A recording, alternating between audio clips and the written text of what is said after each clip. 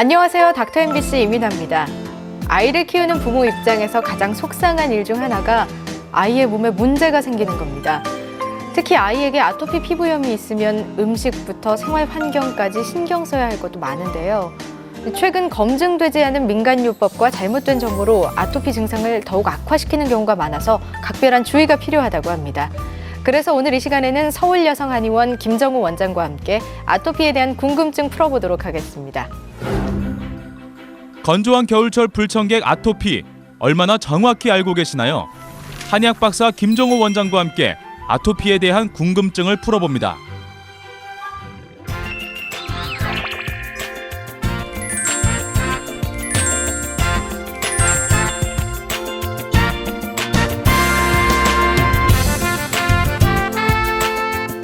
원장님 안녕하세요. 안녕하세요.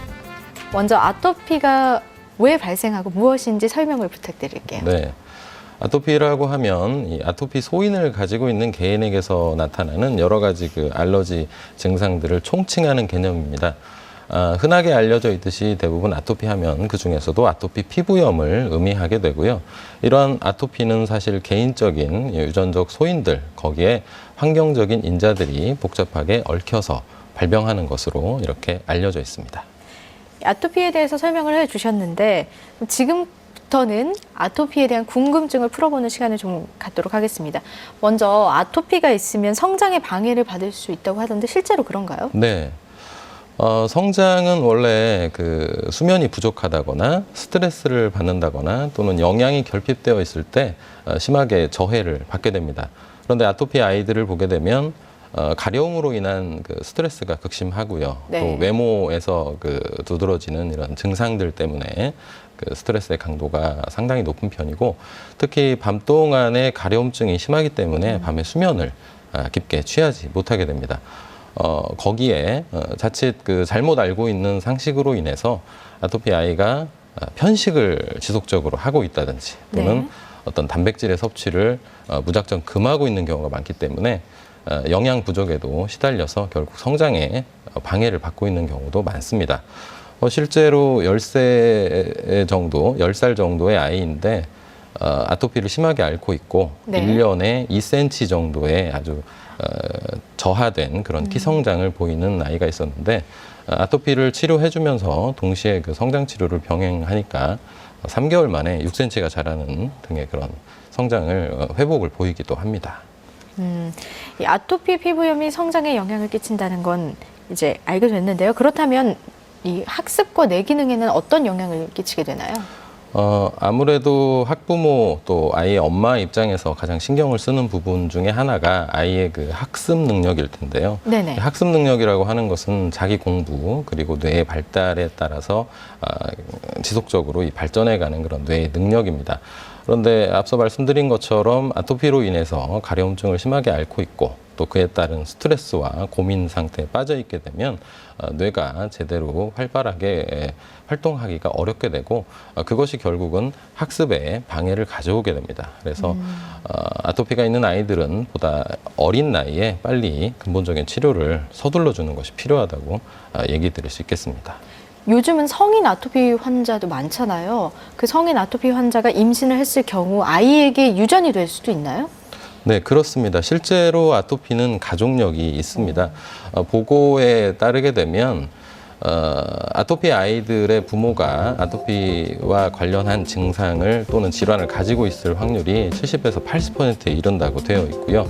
또 한쪽 부모에게서 아토피 증상이 있을 경우에 아이가 아토피를 갖게 될 확률이 50% 내외이고, 또 양쪽의 부모가 모두 아토피를 앓고 있다면 아이가 아토피를 앓게 될 확률이 70%에 달하는 것으로 이렇게 나와 있습니다. 네. 하지만 엄마 내지는 부모가 이렇게 아토피를 가지고 있다고 해서 임신이나 출산을 뒤로 미룰 필요는 없다고 생각이 됩니다.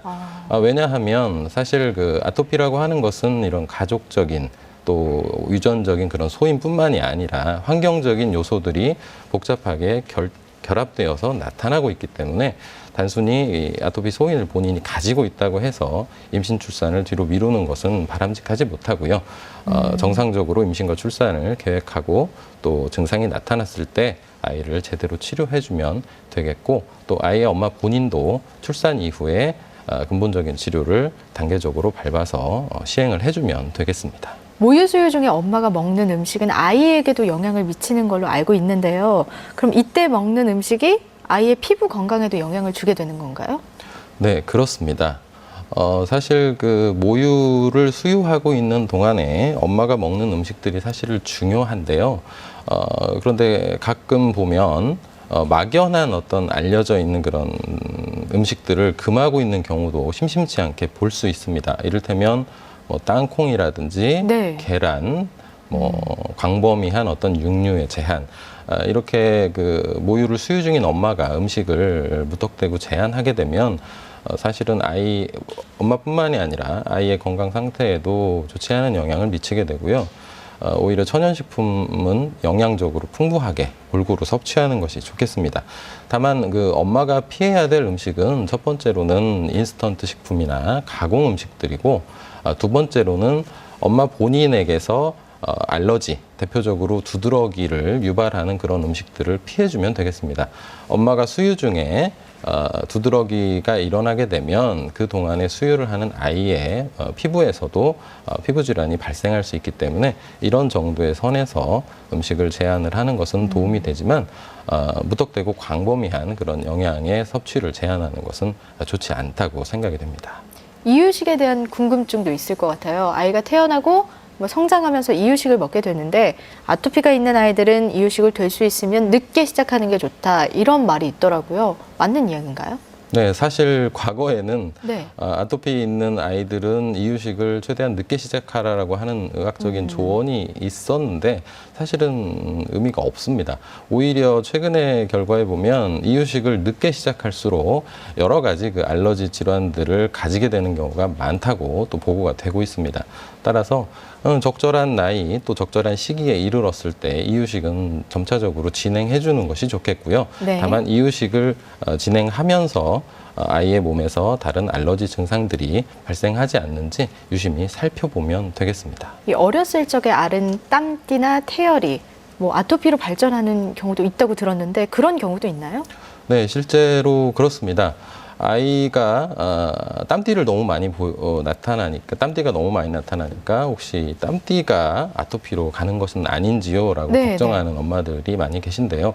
제가 태열을 이 시간을 통해서 얘기해드렸을 때 말씀드린 것처럼 단순히 어떤 그 땀띠나 태열과 같은 이런 피부 질환이 바로 아토피로 발전하지는 않습니다. 하지만 이런 그 가벼운 피부 질환에도 여러 가지 다양한 보습제들을 너무 지나치게 사용한다든지 또는 특정 약물과 연고를 계속해서 피부 조직에 바르게 되면 점차적으로 오히려 이 가벼운 피부 질환이 아토피 형태를 띠게 되면서 아토피로 발전하는 경우가 있기 때문에 무턱대고 여러 가지 약물들을 사용하는 것은 좋지 않다고 그렇게 말씀드리고 있습니다. 그런데 아토피 피부염은 사실 치료가 어렵다고 많이 말씀을 하시잖아요. 어떤가요, 실제로는? 사실 치료가 쉽진 않지만 그렇다고 치료가 안 되는 질환은 전혀 아닙니다. 반드시 치료될 수가 있습니다. 보시는 사진을 잠깐 보겠는데요. 네네. 좌측에서 보는 것처럼 이 아이의 심한 그 아토피 증상을 볼 수가 있습니다. 피부는 붉게 발진이 일어나 있고 또 심한 경우 진물이 흐르고 있고요. 또 매우 극심한 가려움증을 호소하고 있습니다. 그런데 약 6개월 정도의 치료를 거친 이후에 변화된 모습이 우측의 사진인데요. 대부분의 아토피 증상이 깨끗하게 소실이 다 되어 있고 정상적인 피부 조직으로 전부 대체가 되어 있습니다. 이와 같이 아무리 심해 보인다 하더라도 아토피는 정확한 그런 단계를 밟아서 근본적인 치료를 해준다면 나을 수가 있습니다.